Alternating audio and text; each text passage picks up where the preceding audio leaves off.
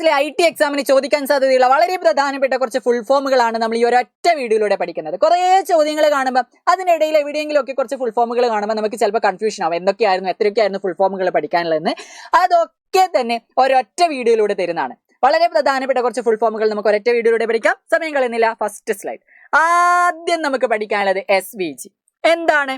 Scalable vector graphics. നമുക്ക് അറിയുന്ന കാര്യമാണ്. ഒരു വെക്ടർ ഇമേജ് ഫയൽ ഫോർമാറ്റ് ആണ് അത്. നമ്മൾ ഫസ്റ്റ് ചാപ്റ്ററിൽ ഇങ്ക്സ്കേപ്പിൽ നമ്മൾ എന്തെങ്കിലും പ്രവർത്തനങ്ങളൊക്കെ ചെയ്തിട്ട് ഫയലിൽ സേവ് ചെയ്ത് കഴിഞ്ഞാൽ അത് നേരെ SVG ഫോർമാറ്റിലാണ് സേവ് ആവുന്നത്. ഇവിടെ നമ്മൾ പഠിക്കുന്നത് സ്കെയിലബിൾ വെക്ടർ ഗ്രാഫിക്സ് എന്ന് പറയുന്ന ഫുൾ ഫോം ആണ്. അടുത്തത് DTP. രണ്ടാമത്തെ ചാപ്റ്ററിൽ നമ്മൾ പഠിക്കുന്നതാണ് DTP. എന്താ? Desk top publishing. Desk top publishing നമ്മൾ പൂർണ്ണരൂപം മാത്രമേ നോക്കുന്നുള്ളൂ ഇവിടെ. Desk top publishing. ക്ലിയർ? അടുത്തത് IDE. Integrated development environment. Integrated development environment. എന്താ IDE? അതിന്റെ കൂടെ തന്നെ എക്സ്ട്രാ ആയിട്ട് പറയാം. പൈത്തൺ പോലുള്ള പ്രോഗ്രാമിംഗ് ലാംഗ്വേജുകൾ നമുക്ക് ടൈപ്പ് ചെയ്യാനും റൺ ചെയ്യാനും തെറ്റുകൾ തിരുത്താനും ഒക്കെ നമ്മളെ ഹെൽപ്പ് ചെയ്യുന്ന സോഫ്റ്റ്വെയറുകളെയാണ് നമ്മൾ IDE എന്ന് വിളിക്കുന്നത്. അത്തരത്തിലുള്ള ഒരു IDE ആണ് നമ്മൾ അവിടെ യൂസ് ചെയ്യുന്ന. IDLE 3 ഒക്കെ ഇല്ലേ? IDLE 3 എന്ന് വിളിക്കുന്ന നമ്മളെ സാനുല്ലേ ആ ഒരു സോഫ്റ്റ്വെയർ ഇല്ലേ? അത്തരത്തിലുള്ള സോഫ്റ്റ്വെയറുകളെയാണ് നമ്മൾ എന്ത് വിളിക്കുന്നത്? IDE. ഫുൾ ഫോം ആണ് നമ്മൾ ഇവിടെ പഠിക്കുന്നത്. Integrated development environment. ഓക്കെ. പിന്നീട് നമുക്ക് പഠിക്കാനുള്ളത് NFT, non fungible token. Non fungible token. Clear? അതും കൂടി ഒന്ന് പഠിച്ചേക്കാം. NFT പൂർണ്ണരൂപം മാത്രമേ നോക്കുന്നുള്ളൂ, അതും കൂടി പഠിക്കാം. അടുത്തത് AR, AI, VR. ഒരുമിച്ച് പഠിക്കാം. AR ഓഗ്മെന്റഡ് റിയാലിറ്റി, AI അറിയാം artificial intelligence, VR virtual reality. Clear? AR, AI, VR ഇത് മൂന്ന് ഇവിടെ കൊടുത്തിട്ടുണ്ട്. Augmented reality, artificial intelligence, virtual reality. Clear? അടുത്തത് IoT, ഇന്റർനെറ്റ് ഓഫ് തിങ്സ്. IoTയുടെ പൂർണ്ണരൂപം internet of things. Okay. Detail ആയിട്ട് നമ്മൾ ആ ചാപ്റ്ററിൽ പറയുന്നുണ്ട്. അതുകൊണ്ട് നമ്മൾ കൂടുതൽ പറഞ്ഞ് സമയം കളയുന്നില്ല. ഇവിടെ ഫുൾ ഫോം മാത്രമേ നമ്മൾ നോക്കുന്നുള്ളൂ. Internet of things. അടുത്തത് FOMO. FOMO എന്ന് കാണാം. Fear of missing out. ഇതിന്റെ കൂടെ പറയാം. എന്തായാലും ഫുൾ ഫോമുകൾ കുറെ പറയുന്നത് കൊണ്ട് ഇത്തരത്തിലുള്ള ഫുൾ ഫോമുകളൊക്കെ ഒരുമിച്ച് നമ്മൾ പറയുന്നു എന്ന് മാത്രം കേട്ടോ. അടുത്തത് CSS. ഇത് വളരെ ഇമ്പോർട്ടന്റ്, എന്തായാലും ചോദിക്കാൻ സാധ്യതയുണ്ട്. Cascading style sheets. CSSന്റെ പൂർണ്ണരൂപം ചോദിക്കും. ഇതിന്റെ കൂടെ തന്നെ പഠിച്ചോ HTML. എന്താ HTMLന്റെ പൂർണ്ണരൂപം? HTML. അതും കൂടി ഒന്ന് പഠിച്ച് ഇത് പറ്റുമെങ്കിൽ നിങ്ങളൊന്ന് കമന്റ് ചെയ്യാം. സിമ്പിൾ ആണ്. ജസ്റ്റ് ഒന്ന് ഗൂഗിളിൽ സെർച്ച് ചെയ്തിട്ടോ അല്ലെങ്കിൽ നിങ്ങൾക്ക് അറിയുന്നതാണെങ്കിൽ ഒന്ന് കണ്ടുപിടിച്ചിട്ട് നിങ്ങളൊന്ന് കമന്റ് ചെയ്ത്. സിമ്പിൾ ആണ്, വളരെ എളുപ്പത്തിൽ നിങ്ങൾക്ക് ചെയ്യാൻ പറ്റും. ഇതൊന്ന് കമന്റ് ചെയ്യാം കേട്ടോ. HTMLന്റെ പൂർണ്ണരൂപം. അടുത്തത് W3C, world wide web consortium. വളരെ ഇമ്പോർട്ടന്റ്. ഓക്കെ. IR. ഇത് വരുന്നത് IR സെൻസർ ഇല്ലേ? IR സെൻസർ ഇത് നമുക്ക് മനസ്സിലാക്കാൻ വേണ്ടി ഇവിടെ കൊടുത്തതാണ്. IR സെൻസർ എന്ന് പറഞ്ഞാൽ infrared sensor. Okay. Infrared sensor അതൊന്ന് ഓർത്ത് വെച്ചേക്കാം. നമ്മുടെ റോബോട്ടിക്സിന്റെ ചാപ്റ്ററിൽ നമ്മൾ യൂസ് ചെയ്തിട്ടുള്ളതാണ് IR സെൻസർ മൊഡ്യൂള്. അപ്പൊ IR എന്നതിന്റെ പൂർണ്ണരൂപം ഇൻഫ്രാറെഡ്. അതേപോലെ തന്നെ LED ഇമ്പോർട്ടന്റ് ആണ്. ഇത് ചിലപ്പോൾ ചോദിക്കാനുള്ള ചാൻസ് ഉണ്ട്. LED light emitting diode. LEDയുടെ പൂർണ്ണരൂപം light emitting diode. Okay. PWM pulse width modulation. അതായത് നമ്മുടെ ആർഡിനോ യുനോ ഉപയോഗിച്ചിട്ടുള്ള പല പ്രവർത്തനങ്ങളും ചെയ്യുമ്പോൾ അതിൻ്റെ അകത്ത് സെർവോ മോട്ടോറിനെ നമ്മൾ കൺട്രോൾ ചെയ്യാൻ വേണ്ടിയിട്ട് ഡിജിറ്റൽ പിന്നുകളിൽ കണക്ട് ചെയ്യുന്നുണ്ട്. എല്ലാ ഡിജിറ്റൽ പിന്നിലും അല്ല, അവിടെ പൾസ് വിഡ്ത്ത് മോഡുലേഷനുള്ള ഡിജിറ്റൽ പിന്നിൽ കണക്ട് ചെയ്തിട്ടാണ് നമ്മൾ എന്ത് ചെയ്തത്? ആ ഒരു സെർവോ മോട്ടോറിനെ നമ്മൾ കൃത്യമായ ആംഗിളുകളിലേക്ക് റൊട്ടേറ്റ് ചെയ്തത്. ഓക്കെ. അപ്പോൾ PWMന്റെ പൂർണ്ണരൂപം പൾസ് വിഡ്ത്ത് മോഡുലേഷൻ. ഓക്കെ. അടുത്തത് ഇങ്ങനെയൊന്ന് കാണാം. LIDAR എന്ന് കാണാൻ പറ്റും. അത് ലൈറ്റ് ഡിറ്റക്ഷൻ ആൻഡ് റേഞ്ചിങ്. ഇതും ഒരു സെൻസർ. ഓക്കെ. ഇതും ഒരു സെൻസറാണ്. Light detection and ranging. Okay. അടുത്തത് PIR, പാസീവ് ഇൻഫ്രാറെഡ് സെൻസർ. ഇതും ഒരു സെൻസറാണ്. Passive infrared sensor. Okay. PIR sensor എന്ന് പറഞ്ഞു കഴിഞ്ഞാൽ എന്താ? Passive infrared sensor. എന്താണെന്ന് ഡീറ്റെയിൽ ആയിട്ട് പറയണോ? അത് നമ്മൾ ആ ഒരു ചാപ്റ്ററിന്റെ വീഡിയോയിൽ പറയുന്നുണ്ട്. ഒന്നുമില്ല. പാസീവ് ഇൻഫ്രാറെഡ് സെൻസർ എന്ന് പറഞ്ഞു കഴിഞ്ഞാൽ ജീവികളെയൊക്കെ ഡിറ്റക്ട് ചെയ്യാൻ വേണ്ടിയിട്ട് അവയുടെ ആ ഒരു ഇൻഫ്രാറെഡ് താപവികിരണം ഉണ്ടല്ലോ, ആ ഹീറ്റ് റേഡിയേഷൻ, അതിനൊക്കെ ഡിറ്റക്ട് ചെയ്യാൻ വേണ്ടിയിട്ട്, ലിവിംഗ് ബീയിങ്സിനൊക്കെ ഡിറ്റക്ട് ചെയ്യാൻ വേണ്ടി യൂസ് ചെയ്യുന്ന ഒരു സെൻസറാണ് PIR സെൻസർ. പിന്നെ ഈ IO എന്ന് നിങ്ങൾക്ക് IO പിൻ എന്ന് കേട്ടിട്ടുണ്ടാവും. ഇത് ഡയറക്റ്റ് ചോദിക്കാനുള്ള സാധ്യതയില്ല IOന്റെ പൂർണ്ണരൂപം, എന്നാലും ഇത് മനസ്സിലാക്കി വെക്കാം. ഓക്കെ. ജസ്റ്റ് എന്തൊക്കെ അയ്യോ എന്ന് കാണുമ്പം അയ്യോ അതല്ല, അയ്യോ എന്ന് പറഞ്ഞു കഴിഞ്ഞാൽ ഇൻപുട്ട് ഔട്ട്പുട്ട്. ക്ലിയർ? അപ്പോൾ ഇൻപുട്ട് ഔട്ട്പുട്ട് അത് ചിലപ്പോൾ നിങ്ങൾക്ക് ഈ ആർഡിനോ ബോർഡൊക്കെ യൂസ് ചെയ്ത് പല പ്രവർത്തനങ്ങളും ചെയ്യുമ്പോൾ അവിടെ IO എന്ന് കാണാം. അത് മനസ്സിലാക്കാൻ വേണ്ടി കൊടുത്തതാണ്, പ്രാക്ടിക്കലിന് യൂസ്ഫുൾ ആയിരിക്കും. പിന്നെ ആർഡിനോ ബോർഡിൻ്റെ അകത്ത് തന്നെ കാണുന്ന ഒന്നാണ് GND.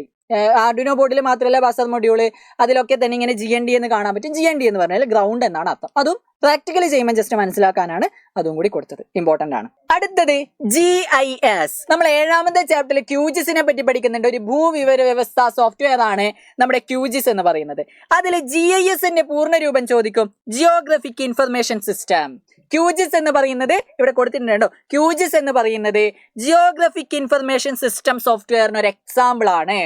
Geographic information system softwares. അപ്പോൾ GISന്റെ പൂർണ്ണരൂപം ജിയോഗ്രഫിക് ഇൻഫർമേഷൻ സിസ്റ്റം, ഭൂവിവര വ്യവസ്ഥ സോഫ്റ്റ്വെയർ എന്ന് മലയാളത്തിൽ പറയും. ഓക്കെ. അടുത്തത് QGIS നമ്മൾ നേരത്തെ പറഞ്ഞു. QGIS ഷോർട്ട് ക്വാണ്ടം GIS എന്ന് പറയുന്നത് ആ ഒരു സോഫ്റ്റ്വെയറിനെ നമ്മൾ ഷോർട്ടായിട്ട് വിളിക്കുന്നതാണ് QGIS. ഓക്കെ. DEM അതേ ചാപ്റ്ററിൽ നമ്മൾ പഠിക്കുന്നതാണ്.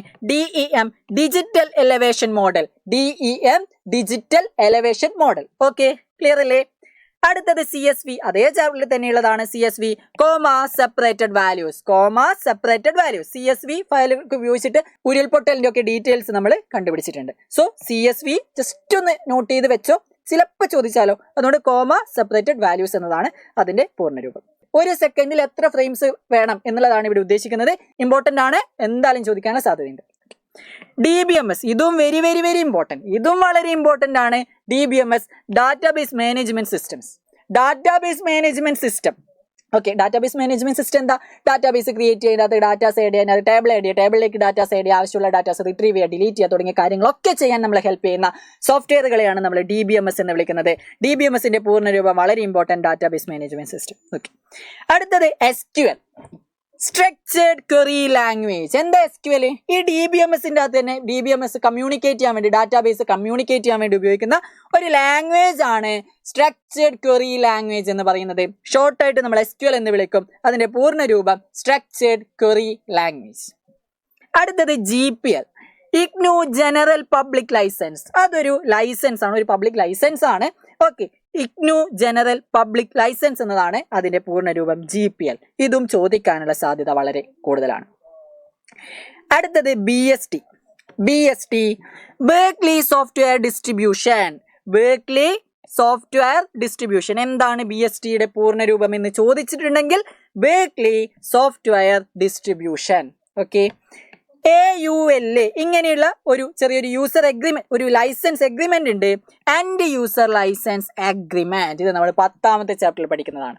Okay, AUL and user license agreement എന്താണെന്ന് പറഞ്ഞ് ഞാൻ ഈ ഒരു വീഡിയോനെ ലെങ്ത് ആക്കുന്നില്ല. അത് നമുക്ക് ആ ഒരു ചാപ്റ്ററിന്റെ ഡീറ്റെയിൽ ആയിട്ടുള്ള വീഡിയോയിൽ വ്യക്തമായിട്ട് പറയാം. ഓക്കെ, ഈ ഒരു ഫുൾ ഫോം ഓർത്ത് വെച്ചേക്കാം. അടുത്തത് ഫ്ലോസ് ഇമ്പോർട്ടന്റ് ആണ്, ചോദിക്കാനുള്ള സാധ്യതയുണ്ട്. ഫ്ലോസിന്റെ full form free, libre and open source software. അങ്ങനെയാണ് ഈ FEL, അതുപോലെ EOS അങ്ങനെയാണ് ഫ്ലോസ് എന്ന് വരുന്നത്. Free, libre and open source software. Free ആയിട്ടുള്ള, അതേപോലെ ലിബ്രെ എന്ന് പറയുമ്പോൾ സ്വതന്ത്രമായിട്ടുള്ളതെന്ന് നമുക്ക് പറയാം. ഓക്കെ, ഫ്രീ ആയിട്ടുള്ളതും സ്വതന്ത്രമായിട്ടുള്ളതുമായിട്ടുള്ള സോഫ്റ്റ്വെയറുകളാണ്, അതിന്റെ ആ ഒരു അത്തരത്തിലുള്ള സോഫ്റ്റ്വെയറുകളാണ് നമ്മൾ ഫ്ലോസ് എന്ന് പറയുന്നത്. Okay, flows. GNU ഇത് കുറച്ച് രസമുള്ള ഒരു ഫുൾ ഫോം ആണ്. GNU എന്ന് പറഞ്ഞു കഴിഞ്ഞാൽ ഈ GNU തന്നെയാണ്, ഇത് ഇവിടെയും GNU എന്ന് കാണാം. IGNOU is not Unix. ഇതിൻ്റെ അകത്ത് GNU കണ്ടില്ലേ? IGNOU ഈസ് നോട്ട് യുണിക്സ് എന്നതാണ് GNU. കുറച്ച് രസമുള്ള ഒരു ഫുൾ ഫോം ആണ്. ഓക്കെ, GNUവിന്റെ ഫുൾ ഫോം ചോദിച്ചിട്ടുണ്ടെങ്കിൽ പറയാ IGNOU is not Unix. Okay, അവസാനമായിട്ട് ഈ 4 കൂടി പഠിക്കുക. FSF simple, free software foundation. അടുത്തതോ GUI, graphical user interface. Bash എന്താ? ബേഷ് എന്ന് പറയുന്നത് ഒരു ഷെല്ലാണ്. ഷെൽ എന്താ? കൺഫ്യൂഷൻ ആവേണ്ട, അത് നമ്മൾ ഡീറ്റെയിൽ ആയിട്ട് അതിൽ പറയാം, എന്നാലും പറഞ്ഞുതരാം. OS എന്ന് കേട്ടിട്ടില്ലേ? OS എന്താ? Operating system. ഓപ്പറേറ്റിംഗ് സിസ്റ്റത്തിന്റെ പ്രധാനപ്പെട്ട 2 ഭാഗമുണ്ട്, കേർണല് അതേപോലെ ഷെല്ല്. ഓക്കെ, കേർണലാണ്. ഓക്കെ, കേർണൽ എന്ന് പറയുന്നത് ഹാർഡ്വെയറുമായിട്ട് ഡയറക്റ്റ് ഇന്ററാക്ട് ചെയ്യുന്ന ഭാഗമാണ്. അതേപോലെ ഷെൽ എന്ന് പറയുന്നത് യൂസറുമായിട്ട് ഇന്ററാക്ട് ചെയ്യുന്ന ഭാഗമാണ്. അത്തരത്തിലുള്ള ഒരു ഷെല്ലാണ് IGNOU ബോൺ അഗെയിൻ ഷെൽ എന്ന് പറയുന്ന ബാഷ്. അടുത്തത് അവസാനമായിട്ട് FOSS പഠിച്ചേക്കുക. Free and open source software. FOSS എന്ന് കണ്ടു കഴിഞ്ഞാൽ free and open source software. Clear? ഇത്രയും കാര്യങ്ങൾ പഠിച്ചു വെക്കാം. അപ്പൊ ഇത്രയും കാര്യങ്ങളൊക്കെ അല്ലേ. മറ്റൊരു വീഡിയോ ആയിട്ട് നമുക്ക് വീണ്ടും കാണാം. ബൈ.